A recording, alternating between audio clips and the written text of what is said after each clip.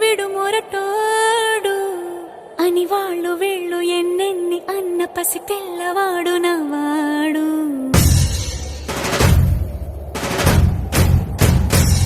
విడు ముండోడు అని ఊరు వాడ అనుకున్న గాని మహారాజు నాకు నవ్వాడు.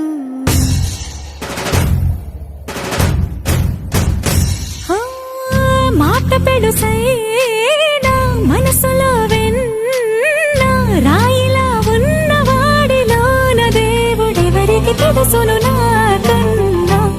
సూసేకి అగ్గిరవ్వ మాదిరే ఉంటా